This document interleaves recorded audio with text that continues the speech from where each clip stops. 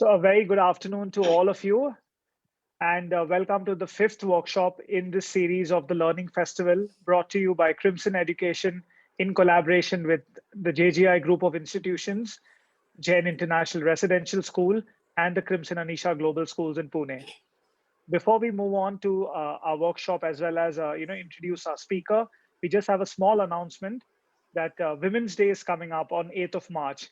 And at Crimson, all of us would like to celebrate and honor women who are the champions from different walks of life. Education being so important, so pivotal in the growth of the nation, and teaching being the most noble profession. So we invite teachers to nominate themselves or a member of their team from their fraternity for two award categories. So we have the Angel of Change, which is for principals, and we have the Role Model for the year, which is for teachers. So it's open to teachers from across schools, across disciplines. We will be sharing the link where you could nominate either yourself or somebody else from your field. As I said, there are two categories. I'll just repeat it. Role Model of the Year for the teacher and Angel of Change, the principal. The last date for entries is 25th of February. So we look forward to getting in a lot of entries from this enterprising group of participants that we have this evening.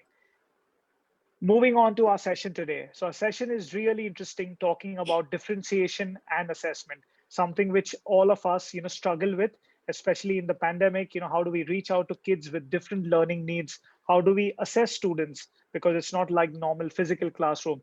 And to share her views, to share her experience, we have noted educationist, Dr. Lakshmi Rao with us this evening. Dr. Rao is, welcome, Dr. Rao. Thank you. Thank you. So Dr. Rao is the academic director of the Jain Group of Institutions, toddlers to grade schools. She's got over 37, 38 years of experience in the K-12 education space and has been a master trainer for a wide variety of areas, right from child psychology to differentiation, something she'll be sharing her thoughts with us today, design thinking, classroom management, management of learning spaces, how do you design active spaces in the classroom, to activity-based teaching and learning for early years. She's also been a recipient and has been felicitated with a lot of awards and honors for her work in the education space over the last 36, 37 years. So a really privileged to have someone of her stature joining us this evening for the Learning Festival. Over to you, ma'am. Looking forward to an interesting and an insightful session. Thank you so much, Mr. Hussain. And I must thank Mr. Hussain as well as Mr. Francis for making me a part of this Learning Festival. Good afternoon, all of you. I'm sure all of you are eager to learn together. And I'm here with you all because I'm also a learner like you. Yeah. Before I start sharing my screen, I just want you people to just see this. My screen, is it seen? My screen? Yes, yes, Dr. Rao. Yeah. Yes, right. We are able to see. Yeah. My first slide, if you see, right, you have seen one slide which talks about Shanti Mantra. Okay. Now, all of you, quickly you put it in the chat box. Why am I sharing this? Before it gets loaded, I think I can ask you people to put it in the chat box. What is your comment about me sharing this Shanti Mantra?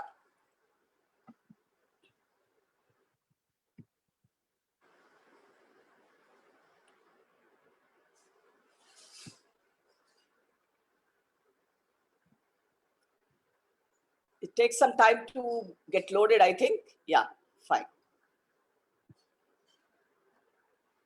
Can I see the chat box?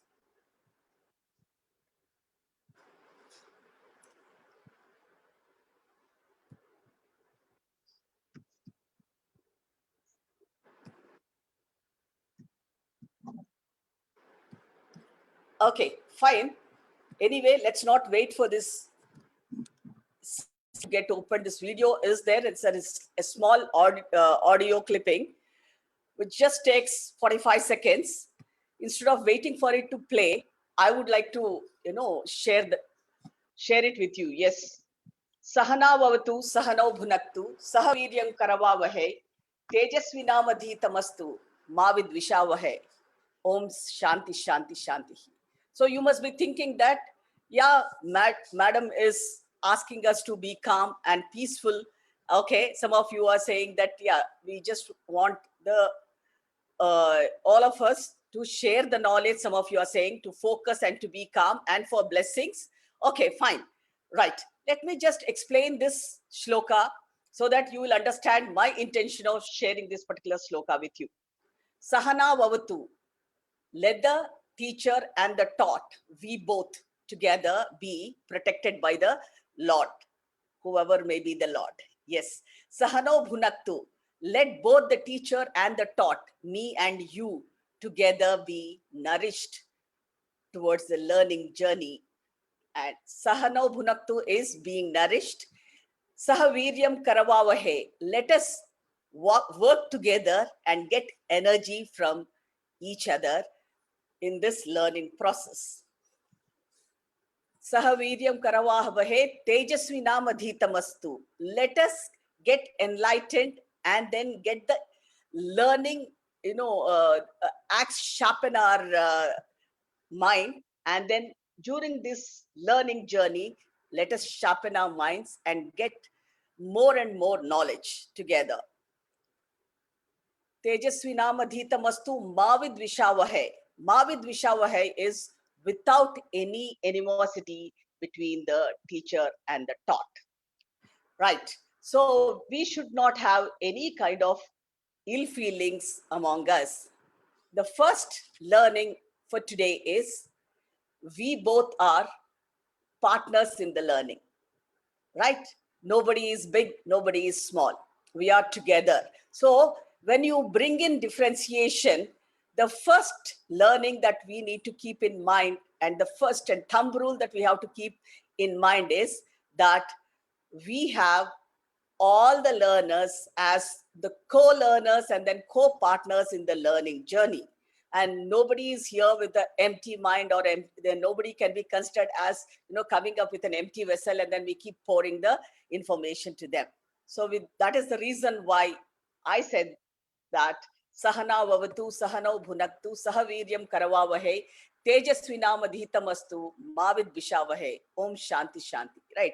If all the teachers have this kind of an attitude to accept all the learners as their partners in the journey, okay, in the learning process, and then if all of us accept our learners as adults who have some learning with them. Otherwise, most of the time we would be thinking that, yeah, we are here only to teach, and then the people are there only to learn. I think this part of it we need to forget about it. Okay, now moving towards the next slide. I would like to start my session with an anecdote. As a teacher, right, I love to share the anecdotes.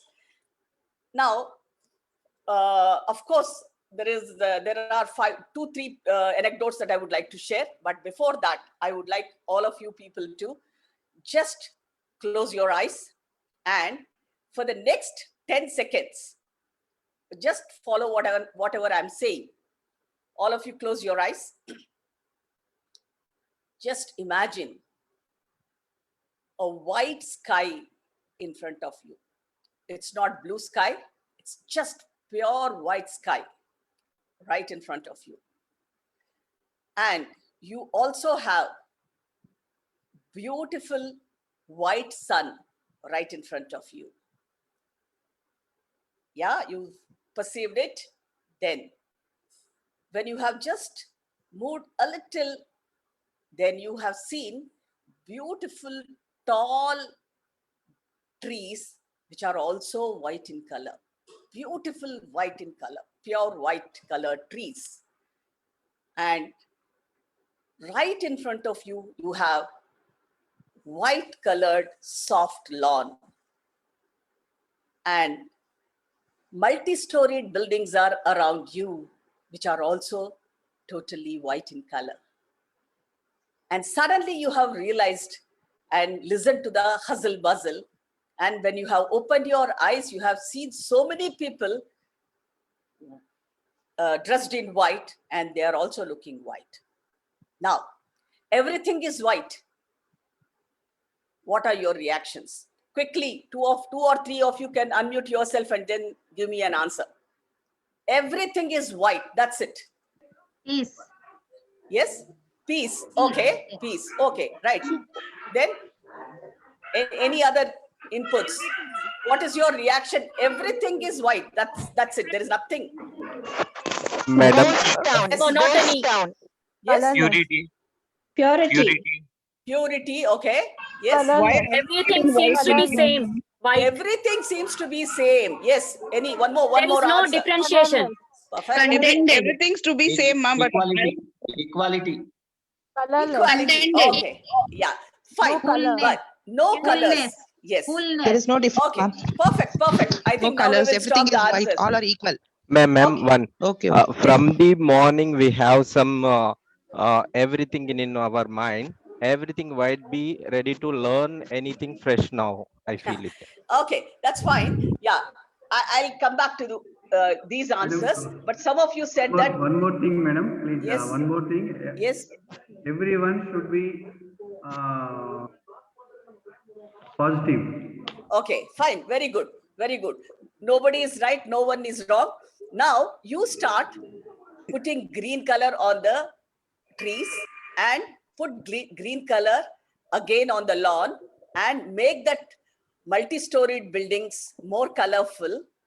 And then when you see the people around you also, put some kind of dresses, colorful dresses. How does it look? Certainly, it looks very, very beautiful because what happens is only one color. How long can you be able to really enjoy one single color across the whole world and the whole universe? Yes, we really want a variety. And unless until it is so colorful, we won't be able to really enjoy it. I'm sure that all of you would agree. Yeah, all of a sudden, when we are talking about calmness and purity and all, and when we are talking about meditation, yes, it can be accepted. But suppose you are there in such kind of a world where there is no other color at all, then what will happen? You get bored. Yes or no? Right. So why, when we want such kind of variety and we say that variety is the spice of life, then why are we not bringing in the variety in our classrooms? That's number one. Next, I will give you one more situation. Yeah. For example, Mr. Francis, who's the organizer of this learning festival, has decided to reward all of us, all the teachers, 237 and plus have joined now. Okay. All of them have to be rewarded, he thought, right? He thought that, yeah, teachers are really walking extra mile in order to learn. And every day, for almost 12 days that they are ready to spare 1 hour of time and they are open to learning. So let us reward them. And all of us, love to be rewarded. And that's how the other day also we were talking about, getting motivated and we need to be encouraged and all, right? Fine. So having thought of this, what he has decided is, okay, the reward is in the form of a beautiful Ellen Solly t-shirt. Okay, he called Mr. Hussain and he said that, Mr. Hussain, now we have 239 people in the room. More probably it may go up to 250, right? So please order t-shirts for all of them, right? And then Mr. Hussain asked, okay, which color? Then Mr. Francis said that anyway now, Valentine Day is coming. So let's order for a red t-shirt for everybody. Yeah. Then another doubt has come in the mind of Hussain. Mr. Hussain asked Mr. Francis, now which size should I order? Now, Mr. Francis, having met so many people in COVID, and especially people like us, right? And he had seen, by sitting at home for about 8 months, all of us have put on a lot of weight, right? Well, he thought that when Lakshmi Rao can put on a lot of weight, irrespective of her, age, which she has to really take care of that, she has to be more health conscious because of the age. Even in spite of that, she has put on weight. Then I can imagine all the others also might have put on weight. So he might have seen some of you, he might not have seen some of you, but still he placed an order. He has rewarded us. right? Then, now all of you quickly put it in your chat box. What is the size of your t-shirt or your top? Ladies, you put your size of your top, and then gents, please put your size of your t-shirt. Then I will talk. 40, 36. Yes, 42, 44, 39, 38, 36. Okay, fine. Now we will stop this because of the paucity of time. So now already we have got around 8 responses, which says 36, 38, 39, 40, 42, 44. That means among 8 people, we have got 8 different sizes, right? And what is that we have learned? Whatever reward is being given, right, it was not serving the purpose, because all of us, when we are getting that kind of a beautiful gift with a great intention from XYZ, it has not served the purpose because it has not motivated us and because it is not going to really suit us. So lesson number 2 for today, we cannot think that one size fits all. Yes. So when you're talking about differentiation, the first one is we need to bring in variety. The first, before that, what I spoke to you is accepting the learners as your partners in learning. Second learning is bringing in variety and color. Then only you will enjoy it, the variety of methodologies. The third one is one size doesn't fit all at all. So with due respect to Mr. Francis and Hussain, I've just taken your name only to make it little, lively. I know that both of you would never do that. Right? Thank you. Because even if you try to give us a gift, you know that you will be talking about the different sizes. Good one. Good one. As great Yes, educators, yes. I know it. Right, right. Just to, I've just taken your name. Right. So the 4 points that we have already learned. Then another one. There was one child who kept on cribbing in front of her mother, and her mother really got irritated, and then she said that, okay, fine, let me teach you a lesson. And it's not out of anger, but she thought that let her teach a lesson to her daughter. She brought a cup full of coffee beans and 2 eggs and a potato. And she asked her daughter to fetch 3 vessels full of water. She has put all the 3 in 3 different vessels. So coffee beans were put in 1 vessel of water, and then potato was put in 1 vessel of water, and then eggs were put in another vessel of water. And then she said that, come and see what I'm doing.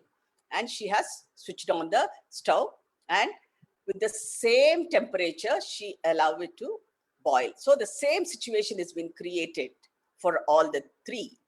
And then after 10 minutes, she switched off the stove.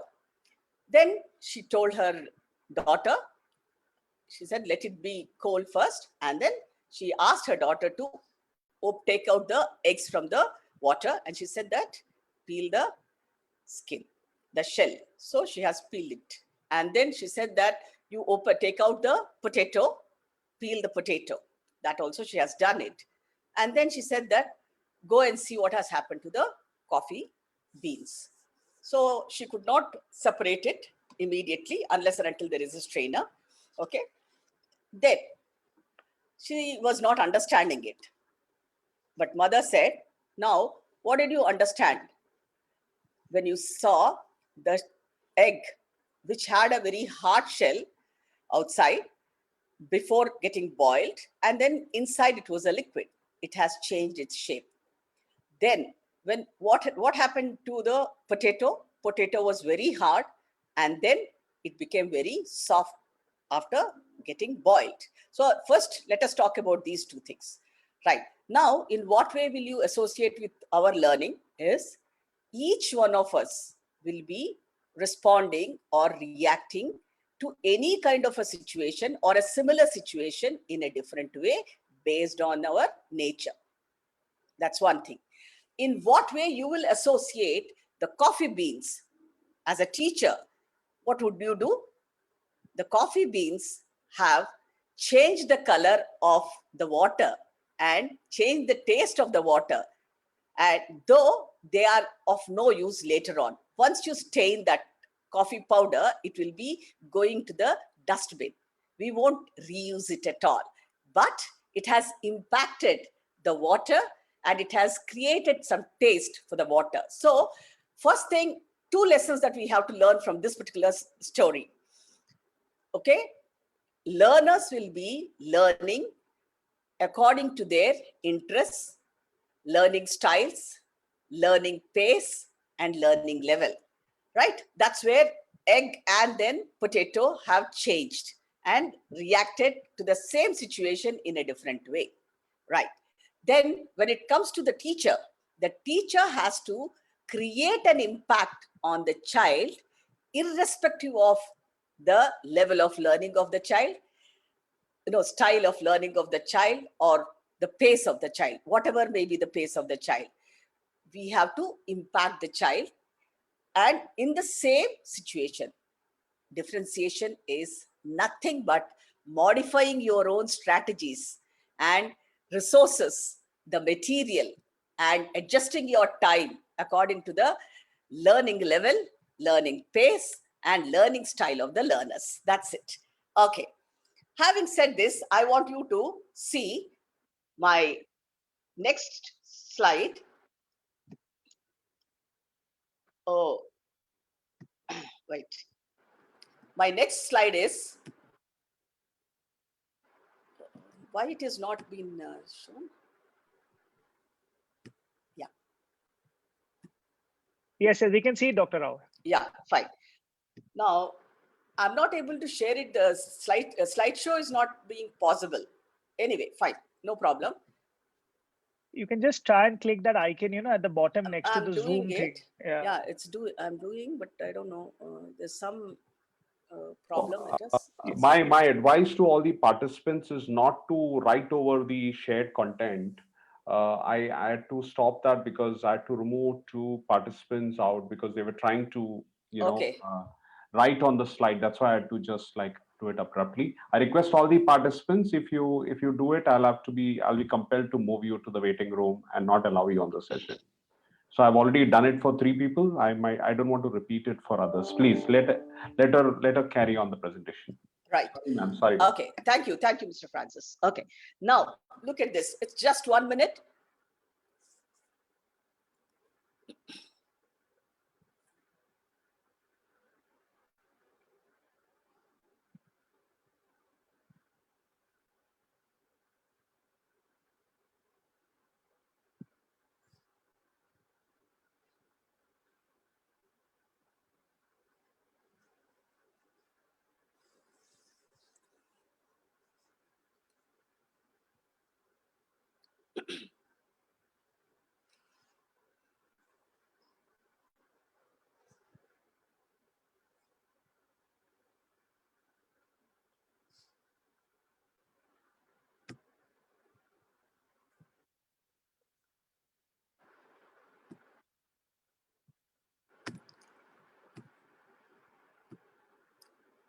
Okay.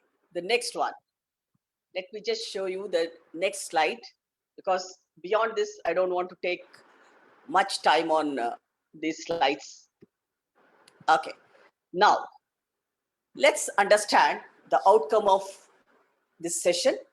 I'm sure all the listeners will be able to understand the term differentiation, and they will be able to analyze the learner's learning pace, style, and then level. And they'll be able to design activities using differentiation of content and assessment.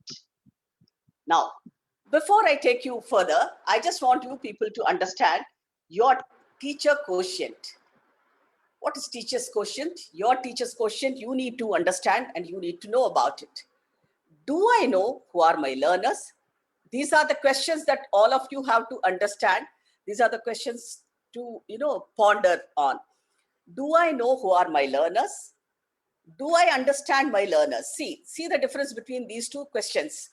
Do I know who are my learners? When I say the age, I'm talking about age, whether they are pre-primary learners or primary learners or middle schoolers or this secondary learners or adult, senior secondary classes. And do I understand my learners? Do I know what kind of a learning style that they have? Do I know what is their learning pace?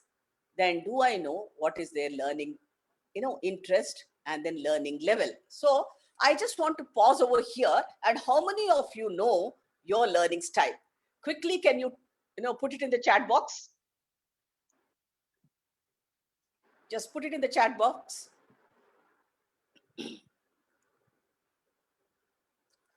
Whoever knows the learning styles, please put it in your chat box. Okay. Okay, fine. Let us just understand. I know some of the teachers, some of my teachers would be knowing. I do not know why they're hesitating to put it in the chat box. Yeah, can I see? Lecture and interactive. Okay, there is one person who has spoken about kinesthetic. Perfect. Visual, auditory, and kinesthetic. Yeah, I got the answer. Perfect. So, no, when I asked about your learning style, you have to put your learning style, right? So, okay, as an adult, probably all of us might have developed all the three, learning styles, but individually, all of us have our own learning style, right? You may be a kinesthetic learner, and I may be a visual learner, and somebody X may be an auditory learner. So the learners are broadly, categorized into three. I'm not talking about multiple intelligences and all. I'm just talking about these three, because for the paucity of time, I thought that quickly I will complete this, because otherwise, if I have to talk about multiple intelligences and all, 1 hour is not at all sufficient, right?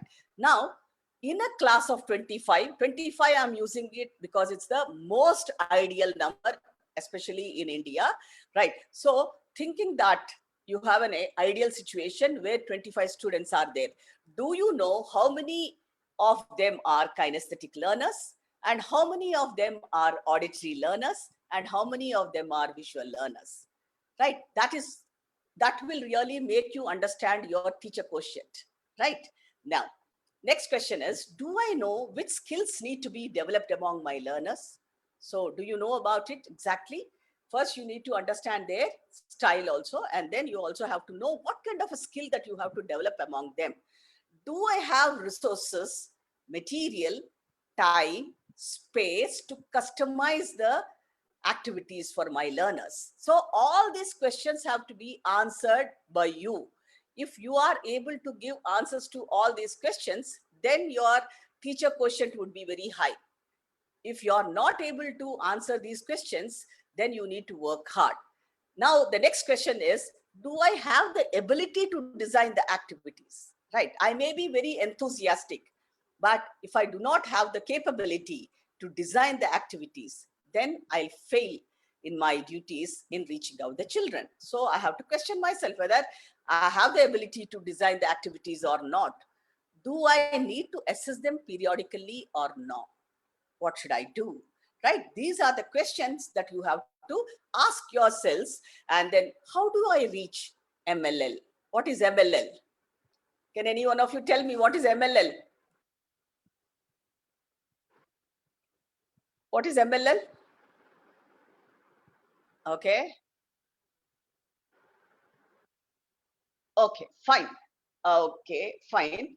Minimum levels of learning, not learner. Yes, minimum level of learning. It is not minimum level of learner. It is minimum level of learning, right? So what is that we are talking about in the beginning when I have asked you people to imagine everything white and all, then some of you have spoken and then uttered a word called equity. Yes. So equity doesn't mean that the same size fits all or the same teaching methodology suits all.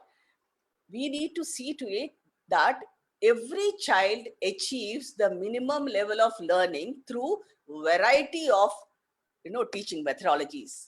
That is the reason why I have put it across this particular question. How do I reach that MLL? How do I reach MLL? So if you are answering all these questions okay, in your own way. I'm not saying that, see, there's nothing right and wrong over here, but you have to think about your situation. That is the reason why I have given you 3 different, examples where each one will be reacting it in a different way and in a different situation. So Hyderabad learners may not be equivalent to the Bangalore or Mumbai learners. And then Mumbai learners may not be, equivalent to any other rural learners, or rural learners cannot be compared with the city learners. So you need to understand who are my learners, and did I understand my learners or not, whether I have understood their learning pace, learning style, learning level, and their interest. Where does their interest lie? And then do I have that skill to really customize and then create a personal learning ladder? So if you are able to answer all these questions positively, then your teacher quotient would be certainly high, and everyone would become, very, very happy in your class. Now, what should teacher do? Here, I always keep using this word, discovery of the child. I love this word, discovery of the child, because by discovering the child, you will understand so many beautiful things about the child. You will understand the kind of learning that the child carries to your table. Most of the time we think that the child doesn't know anything, but every child is learning, and all of us know, for that matter, learning starts when we are in the womb of the mother itself. Right. So when learning happens, when you are in the fetus level itself, then obviously none of us can think that the child doesn't know anything and all. Yes. So if we discover the child, we will understand what exactly is the potential of the child. What exactly is the strength of the child? What exactly is the weakness of the child? So that is the reason why we say that, catch them right, catch them young, right? If you discover the child, which is very, very crucial to reach out every child, as learning is the birthright. I keep saying that learning is the birthright of every child, and happiness is also the birthright of every child. And I use this saying, it's easier to build strong children than repairing a broken adult, right? Because if that's the reason why I said that, catch them right, catch them young. Whatever strengths that they have, please make use of those strengths and catch them right. And don't just catch them wrong, but at the same time, catch them young, because it's easier for us to build a strong child rather than, repairing a broken adult. So having said this, before you read this particular, slide, what is differentiation, knowing the learner, assessing the learner, that is need analysis, and adjusting the assignments according to the level of learning of the child, and then pace of learning of the child, and then style of learning of the child and all. And then before you know about questioning strategies, how to change the questioning strategies, and then what are the various curricular approaches, I would like you to remember what our chairman sir spoke. He shared one story of a musical instrument, shopkeeper who was planning to put all his musical instruments on auction. I don't know how many of you remember that, but anyway, for the benefit of all those adults like me who have forgotten, I would like to share that story once again, because that is the most appropriate thing about what should teachers do, right? So the musical instrument shop, he was totally bankrupt, and he wanted to sell all his musical instruments. And then they were all not being used for quite some time. They're all rusted. They were all, dusted, totally dusty. And then he called for an auction. And then when people came, everybody's, one by one, the instruments are coming out. And one of the instruments, like violin, has come out and for auction. And it just started with 50 rupees, and it went only up to 200 rupees. That's what sir told. Yes. So 50, then 100, then 150, and then 200. So that stopped with that. When this was happening, when the whole auction was getting happening, then one of the teachers, he used my name. I was very happy, right? As a teacher, one teacher went closer to the person, and then she said, "It seems you give me the violin." And the violin was given to the teacher, and the teacher has dusted it properly, and then all the strings, she has fixed the strings. She has tightened the strings, and she has cleaned it up properly with a handkerchief. And then it started looking very, very beautiful. And next moment, when it started looking so beautiful, what happened? The auction again started, and the worth of that violin has gone up to 5,000. That was the story which chairman has, shared with us. And what did he say? It happened only because of the gentle touch and the soft touch, and then triggering the right thoughts, right? So that is what a teacher has to do when you have to really bring in the differentiation. So you have to, so now, so far, how many things that we have learned? First, we thought that we have to accept the learner as the co-learner and partner in learning teaching process. And then we also said that we have to think that we have to bring in variety of activities and then teaching methodologies in the class. We cannot just think of same lecture method. And the third one is we should remember that one size doesn't fit all. That is the thumb rule. And then we also have to remember that each child, each learner is reacting to the same situation in a different way based on the learning pace, learning level, learning style, and its interest. So keep that in mind. And then what should the teachers do in order to incorporate differentiation in the class? Then they should have a gentle touch. That is the personal touch. So unless and until you have a personal touch, right, the quality of having the personal touch, okay, you can never be able to get connected to your learners at all. This is thumb rule. So you need to have that kind of an empathy where you will understand every learner who's there in your class. Then only you will be able to really touch the hearts of the children. That's how the connect would be happening. A proper connect, if you really have to have it, definitely you need to have that kind of a personal touch. Having said this, I'll move to the next slide. Okay, so finally, what we have understood after all this, differentiation is nothing but adjusting and modifying the skills and the concepts that the students learn with different materials that they use, and then how are they going to be assessed based on the needs of the students. So student need analysis has to happen, and based on their learning style and pace and interest and then level, that we have to keep adjusting quickly. We have to keep modifying the teaching strategies. Okay, now what is differentiation model that I'm talking about? In what way you can bring in the differentiation model? If you see this picture, you will see, the finish line is the same. I'll give you one example. I don't know how many of you are teaching grade 8 or grade 10. Okay, let us take grade 8 because it's, middle school ending and then high school beginning, right? So if we have to talk about differentiation in content, so how do you differentiate or bring differentiation through content is, right? So finish line is the same, right? Mathematics, if the child has to learn 10 chapters of NCERT book, then the finish line is the same. Everybody has to complete the 10 chapters. But at the same time, how will you bring in the differentiation through this content? You tell me. Okay, if it is mathematics or whether it is, social science, which is the bulkiest one. Let me talk about social science because that has maximum number of lessons, especially in 8th grade and all, right? So now, how will you differentiate or bring in differentiation in content? Can any one of you tell me?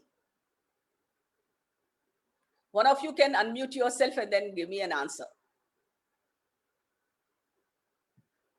One can be, unmuted. Good evening, ma'am. Yes. Teaching strategies, ma'am. Okay, teaching strategies, okay, but the content. See, suppose, okay, fine, thank you. Thank you for the answer. You can mute yourself.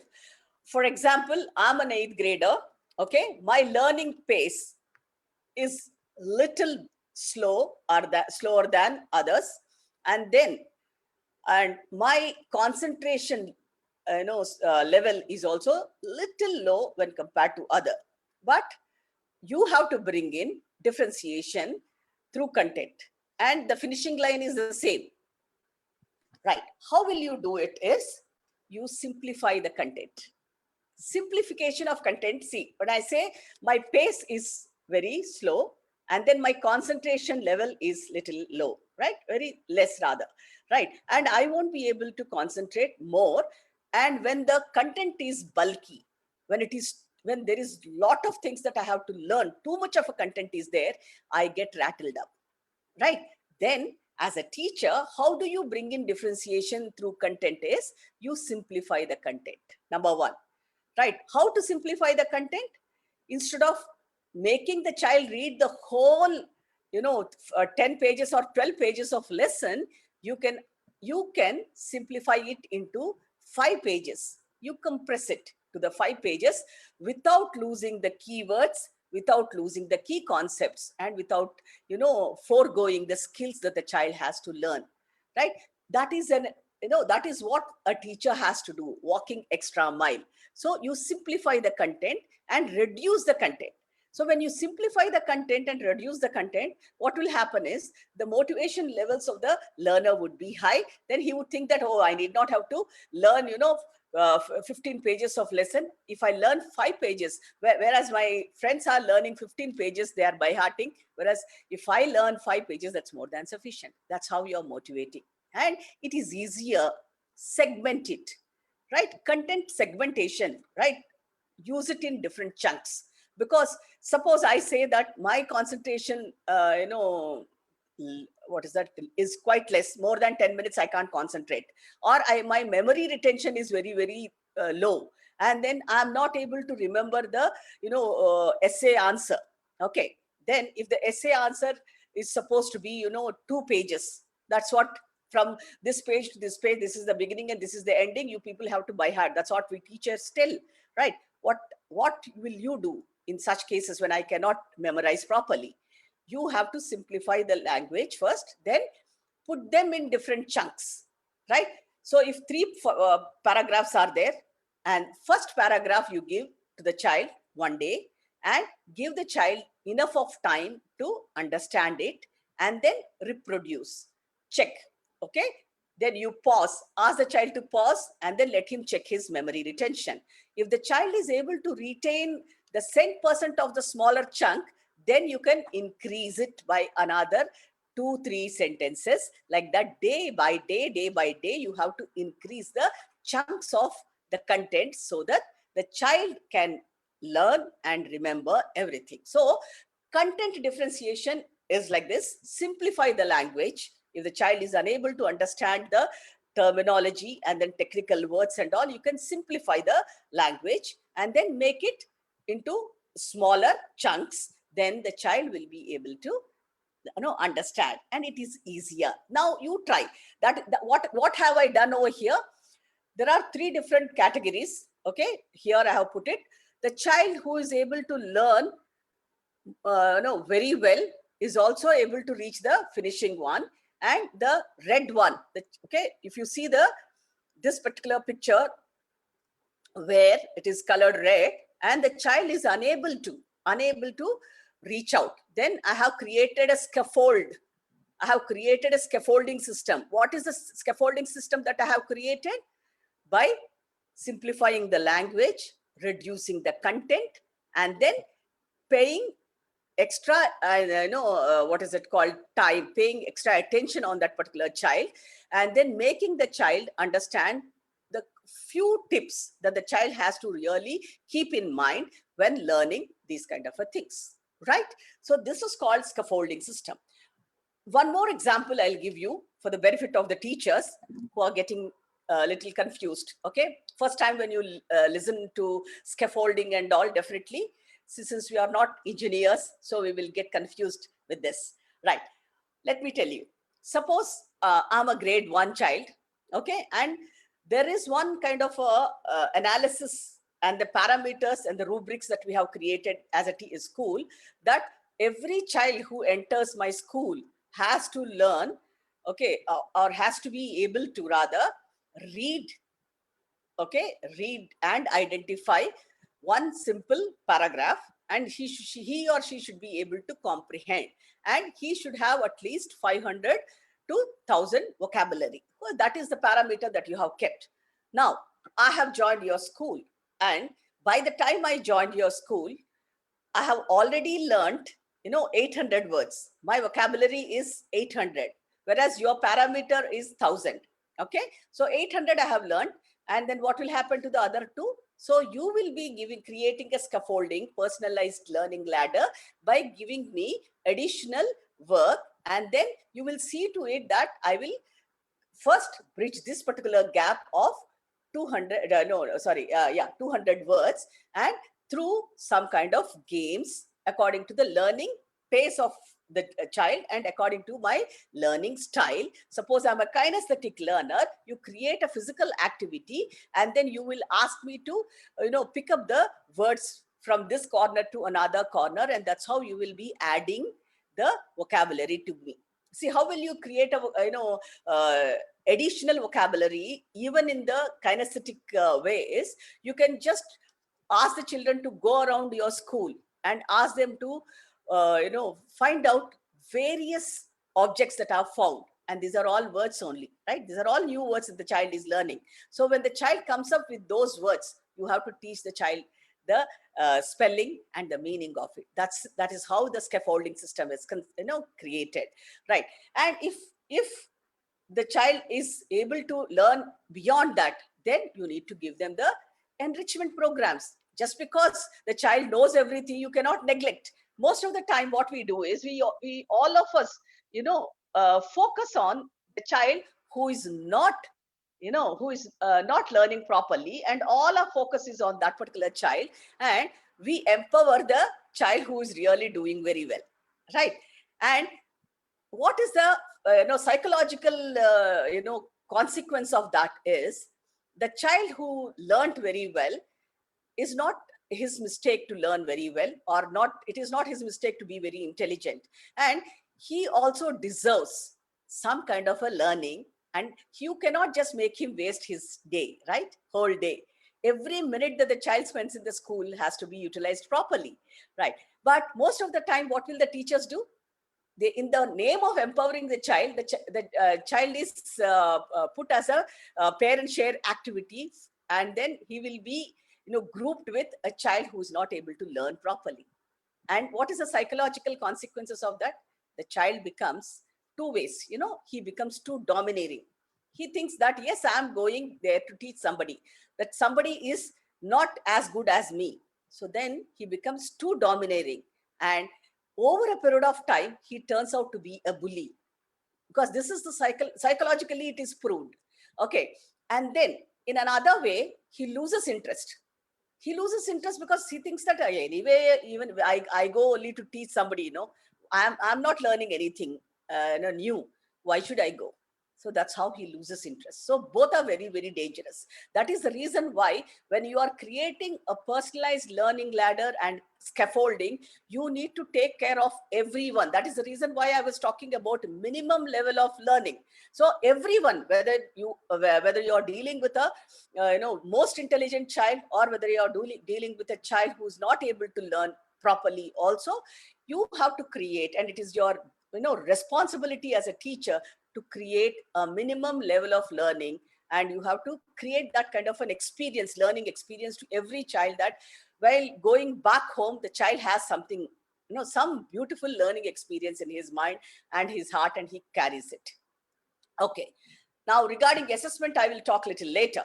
How would you differentiate through tasks? How tasks can be different, right? So even in a class of 25, so many people, they have a doubt that how can we create different tasks to different children within 40 minutes. That is the reason why I said, depending upon your teacher quotient, if you really want to customize it to your learner, then you need to have a mind map of your learners. When you sit in your bus or in any vehicle for that matter while reaching school, you have to have a mind map of all your learners. Okay, I have 25 learners. 5 of them are kinesthetic learners, 10 of them are, visual learners, and then another 10 of them are, auditory learners. How am I going to do it? So these are the activities that I have to give to the auditory learners. These are the activities that I have to give to the kinesthetic learners. These are the activities that I'm going to give to the visual learners. So task and the time, everything can be differentiated. If you want, see, if a visual learner, if you want to give a task to the visual learner, ask the child to create a PPT and then present it to you.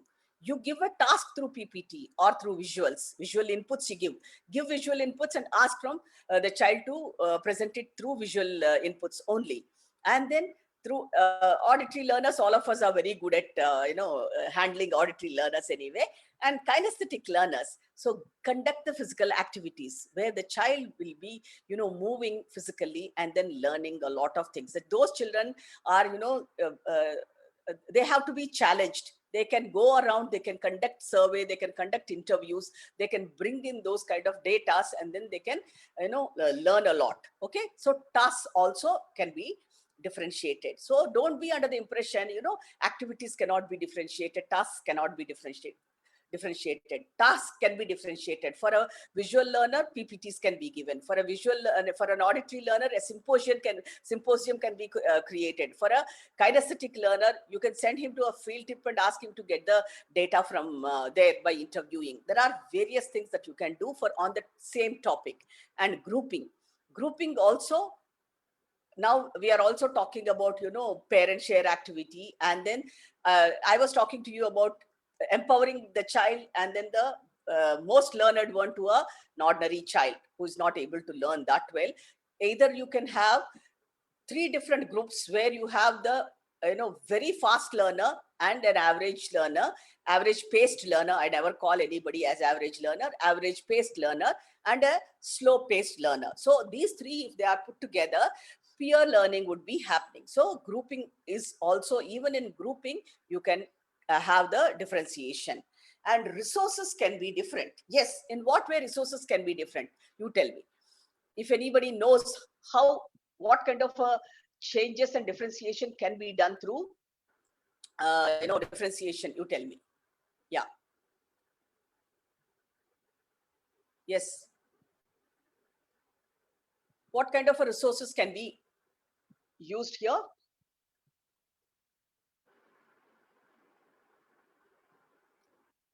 He's talking about collaborative learning. Okay, resources. When I talk about resources, suppose I'm an intrapersonal learner, right?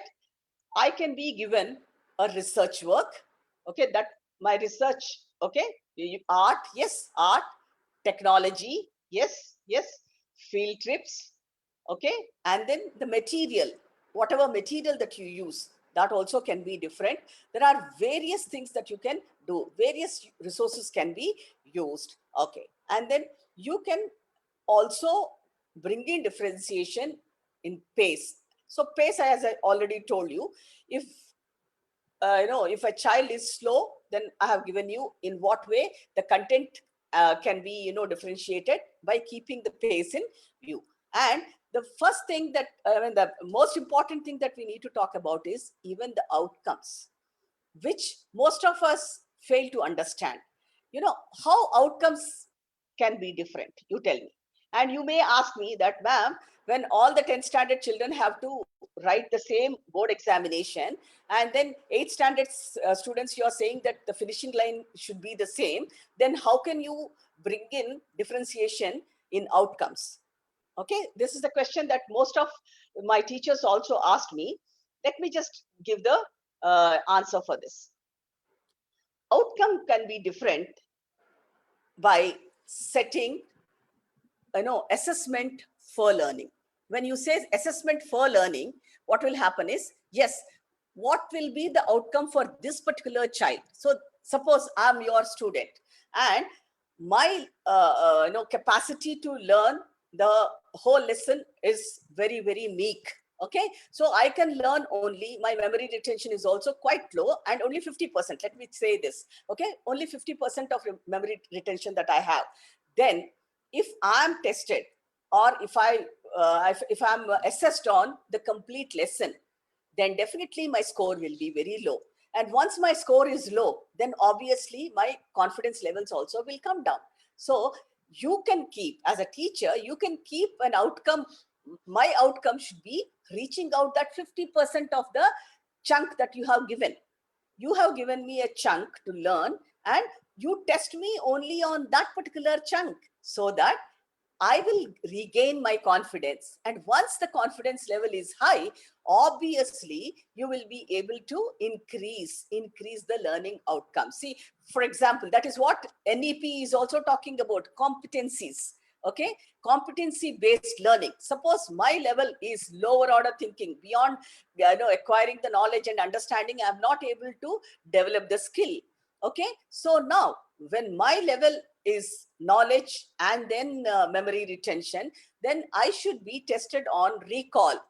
Then after that, I should be tested on understanding. Even in recall, it's like you can go for the metacognitism. See, then from recall, you can take me to a metacognitism. So metacognitism is, you apply whatever the processing of the knowledge is metacognitism. So that way, level by level, you can take me to the higher level. So that is how you have to set the learning outcomes also. You may say that, oh my God, then for every child, if I have to create a learning outcome, then when am I going to complete the syllabus? It is possible. That is the reason why I said that you question yourself. How many learners are there? Who are my learners? Do I have the resources with me? Do I have the time with me? Time, all of us have. Okay, it's only the mindset that we have to have, and the heart to reach out the children, to walk extra mile, that we need to have.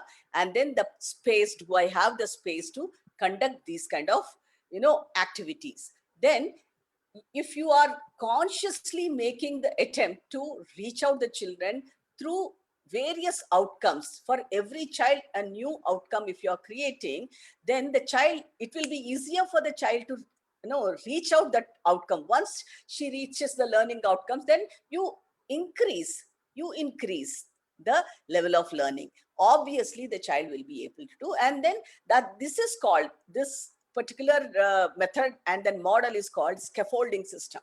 So you need to really use that scaffolding, then only the child will be able to reach out the finishing one. So most of the time we will be focusing on the subject average of the class, and then we feel very happy that, yeah, my subject average 70. But we are forgetting that the other 30% is missing out.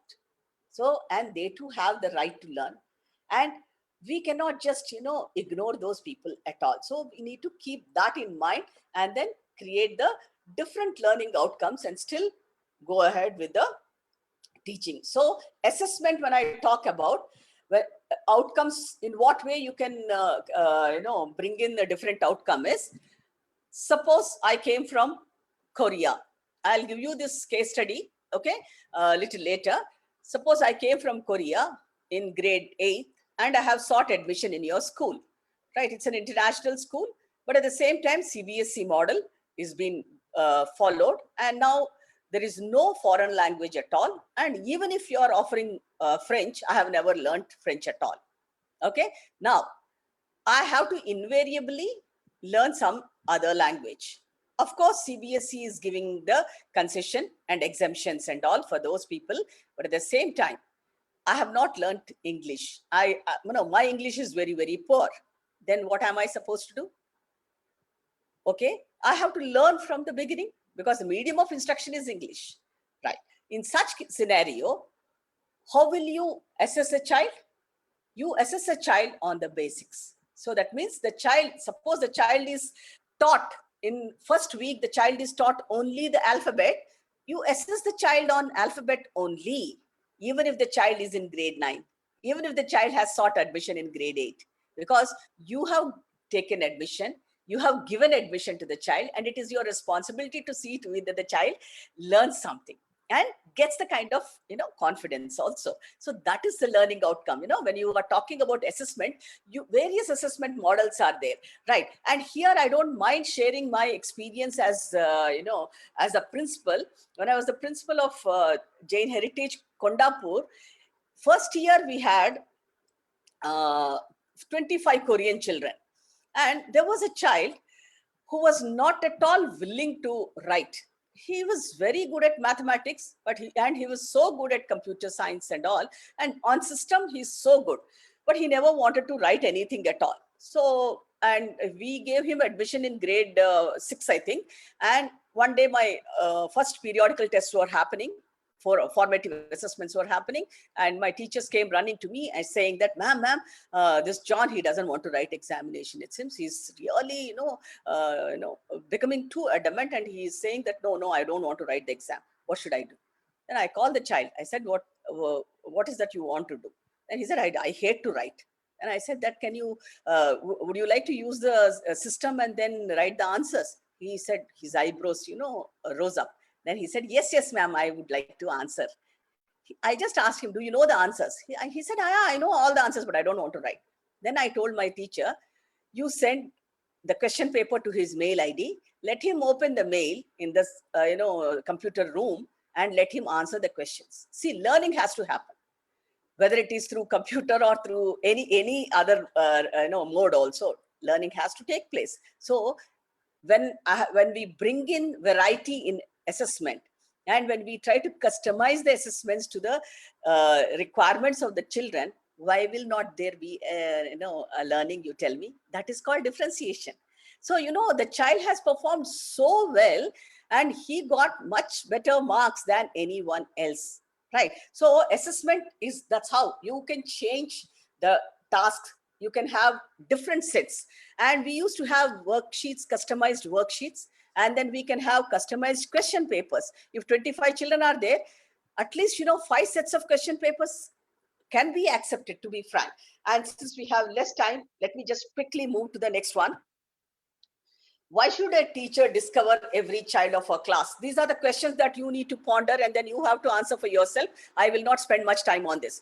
How do the learning styles affect the learning process? Okay, how can we bring differentiation in our classes?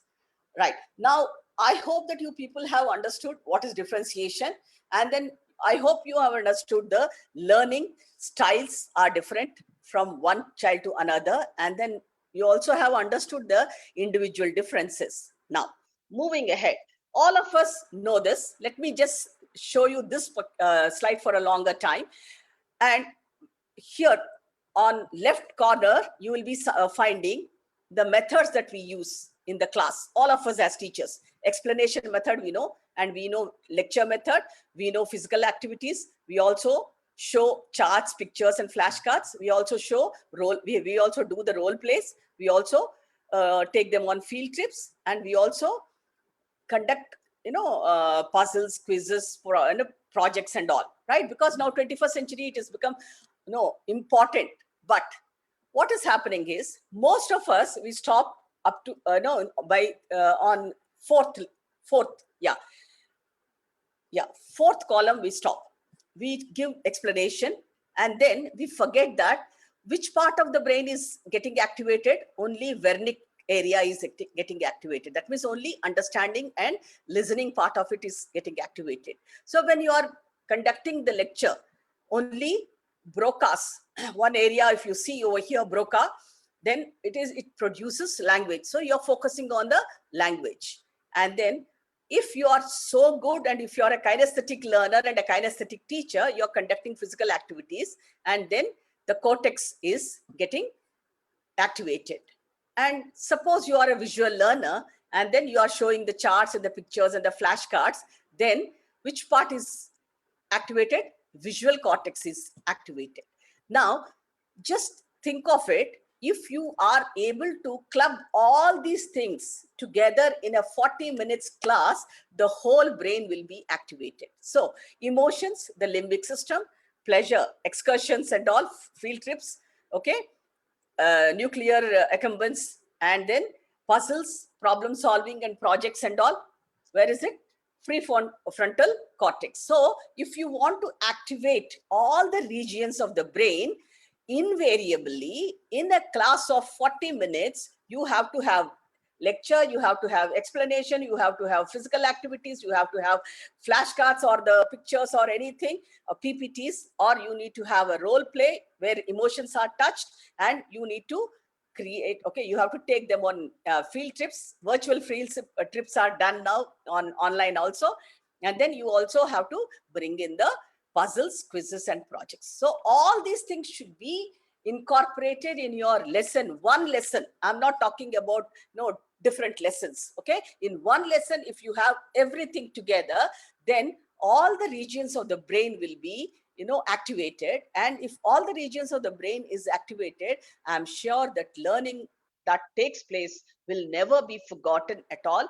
The experience, the learning experience that you create in the mind of the child would be lasting for a longer time, because you have touched the emotions of the child, you have touched the physical movements of the child, you have also focused on the language part of it, you have also focused on the listening skills of the child, and you have also focused on the understanding level of the child, you also focused on the problem solving of the child. So now whatever NEP is talking about, higher order thinking skills and problem solving, analytical skills, all these things can be incorporated in one particular lesson.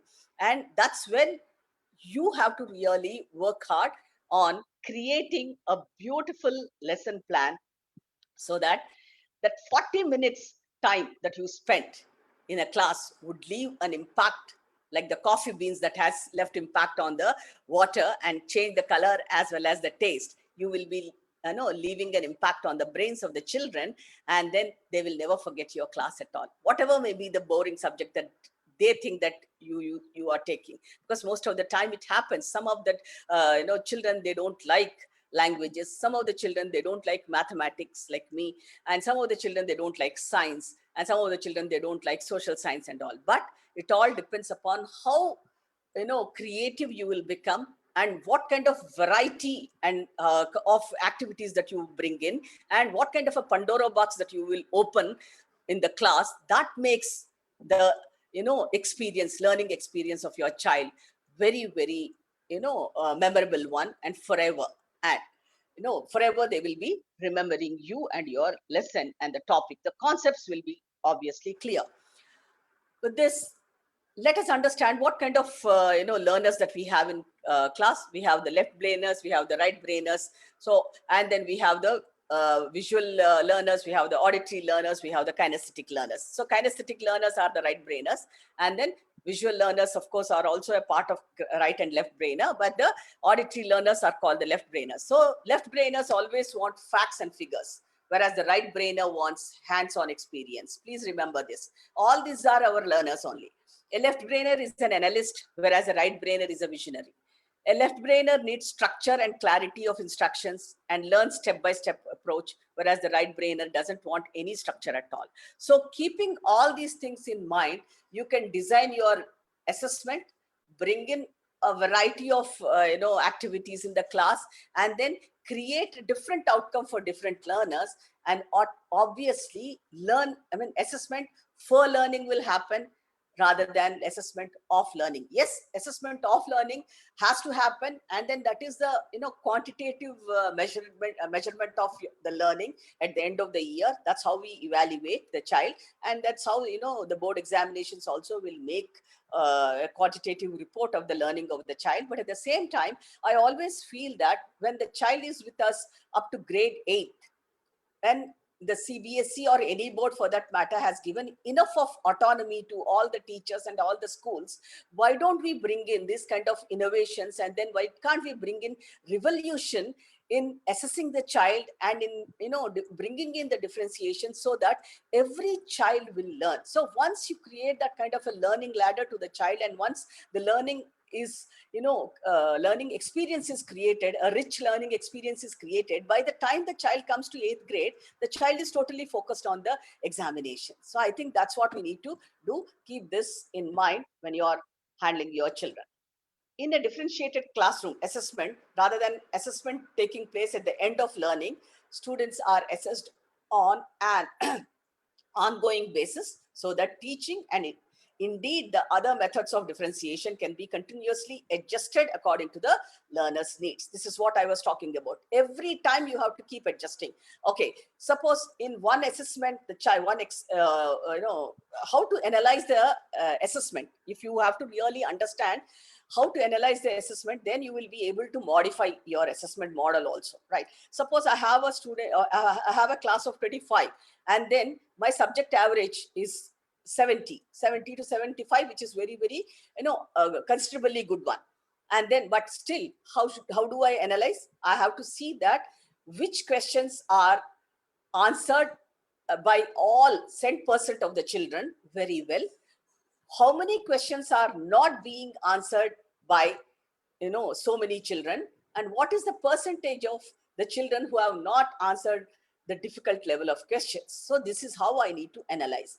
Then that is, micro listening. If you start doing that, then you will understand that, yes, my roll number 16 has not understood this particular concept. Then I modify my assessment, and then I will create a different assessment model to the child, and then I create a different outcome to the child, and then increase his confidence level, and then make him move to the next level with the confidence. So that's how you need to analyze your assessment, and then adjust your assessment model as well, and bring in the revolution in the assessment. Then I don't mind sharing, I don't know whether Kavita is here or not. In one of the formative assessments, when the child was not ready to answer the question, she went to the extent of, sitting next to the child in the bus. And then when the child was in a mood to answer the question, she has conducted the formative assessment. She's one of my teachers. I don't know whether she's there in the room or not. I do not know, but I don't mind sharing that beautiful way of, reaching out the children. I call that as differentiation, right? So when you are really, learner-centric, right? And if your model is totally child-centric, then obviously you need to really modify it.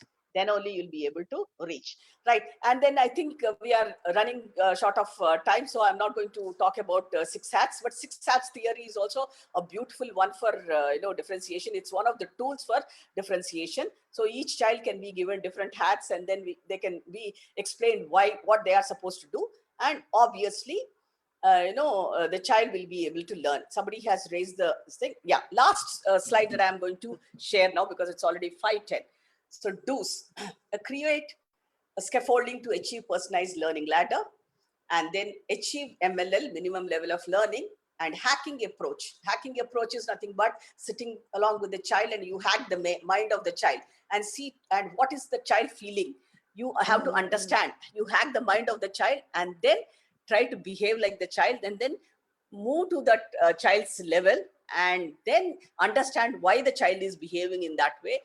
Then counsel the child. That is hacking approach, and open the Pandora box of box of activities. Don'ts: no cookie cutter approach, that no same size fitting all, and don't brand the kids. Don't discourage anybody for their lack of performance. Don't compare any two kids, because I have shown you lot of individual differences, right? So keeping that in mind, now rest 5 minutes. Anybody, if anyone has any question, I'm there to answer your questions. Thank you. Thank you so much, Dr. Lakshmi. And I think the last slide just summed it up all so well, just some nice takeaways for all our teachers. Teachers, we've given you permission if you'd like to unmute yourself and ask Dr. Rao any questions. We have time for 2 to 3 questions, or you could put it up in the chat, whichever format works with you.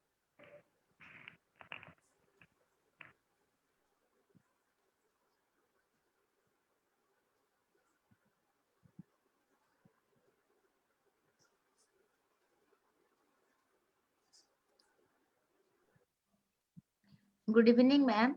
Yeah, good evening.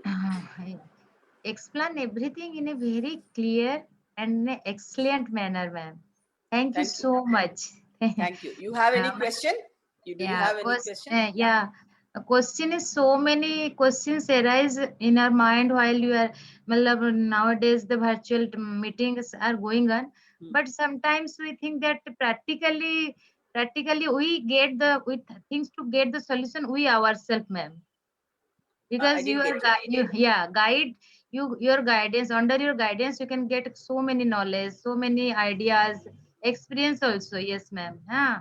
Then Okay. thank you so much. It is very fortunate Okay. that No, pandemic help what us is to your get doubt? such yeah, my here Anita from Yeah, no, Delhi. what is your doubt, ma? What is your doubt? Doubt means students sometimes not cooperators. That is my question always in mind, No, that that is our sometimes no, that is our mindset. Why will yeah, they not cooperate? You tell me. yeah. See, Sometimes parents that is the reason why I said that there should not be any animosity. We should yeah, not go with that kind of a ill feeling, or they are not our enemies, right? We yeah, have to learn together, right? yeah, So no one will influence any. See, no parent will be influencing the child, right? yeah, Please yeah, remember this. So yeah, we have to come out of that kind of a thought process. Our thought should be positive. That's the reason why I said that you consider your learners as your partners in learning journey. So yeah, no one will create any trouble to us. So if they are creating, we are there. If at all you are thinking that they are creating, you have to actually turn those moments into a learning moment. yeah, Suppose there is a disruptive behavior in your class, so right? So why the disruptive behavior, has emerged, and you have to look into it. You have to probe into the matter, and then once you understand, that's why I said that you discover the child. If you discover the child, you will understand why the child is disruptive, why the child is yes. getting distracted. Then, Most yeah, yeah, yeah. then no. When you know the problem, the solution automatically comes, right? Teach Yeah. the way they learn instead of Yeah. you teach the way you teach. Better you teach the way they learn. Yes. That's yes. what your Yes. word yes. is, Mama. Yes. Here right. is, ma'am, here is the question is, most of the students we enjoy it too much, but the 2 to 4 students they never share their feelings, nothing, they cooperate us. That is my question No, in my that's what mind. I'm Why saying. they were, You yeah, need to counsel them. You need to counsel yeah, them. You need to yeah, discover, understand why see, let me tell you, yeah, any behavior has some kind of a background, stimulus. Okay, there is a yeah, stimulant.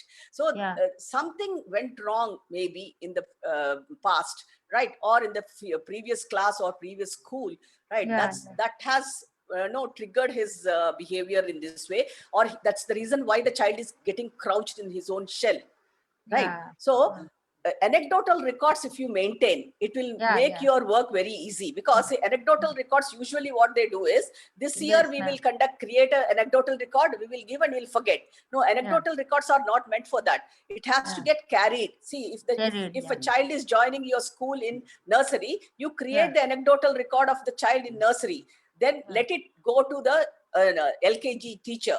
Then the LKG teacher will build the case. Then it will go to UKG teacher. Then it will go to the grade 1 teacher. I'll give you one example, because you have raised this point. There was one child in grade 5. She failed. She miserably failed in all the subjects. And one of the teachers, she was very concerned about the child. And then she said that why the child is failing. She has seen periodical test 1 and periodical test 2. But the child is not performing well at all. Then she's so good. So she went back to grade 4 teacher and she asked, how is her performance in grade 4? Then she said, no, she didn't perform well at all. See, the teacher is so good that she did not stop there. She went back to the grade 3 teacher, and she just verified the marks of the child, and she asked the teacher also. Then she was surprised that till midterm examination, she used to perform so well. The child has performed so well, and the academic performance has dropped after the midterm examinations. Then she probed into the issue. She understood that the child has lost her father during her midterm examination. Afterwards, she lost her confidence, and there was nobody to really give that kind Look of after him. Look after him. Now did you understand? So as a teacher, you need to go to that bottom level. Then only you will be able to make everybody learn. Right? All right. Thank you very much, Mr. Francis and Mr. Hussain. I think. Thank you. Thank you so much. Another training program also. Yes, and this is such a topic differentiation that we can probably 1 hour is never enough. Yeah. And, with all your pearls of wisdom and your experience, I'm sure. But probably we'll look at that for Learning Festival 2.0. Thank you so much, Dr. Lakshmi. It was a pleasure. And thank you, Thanks. participants, and see all of you all tomorrow, again, the same time, 3:45 to 3:50 p.m. Thank you. Bye-bye. Thank you. Thank you. Bye-bye, all of you. Thank you, ma'am.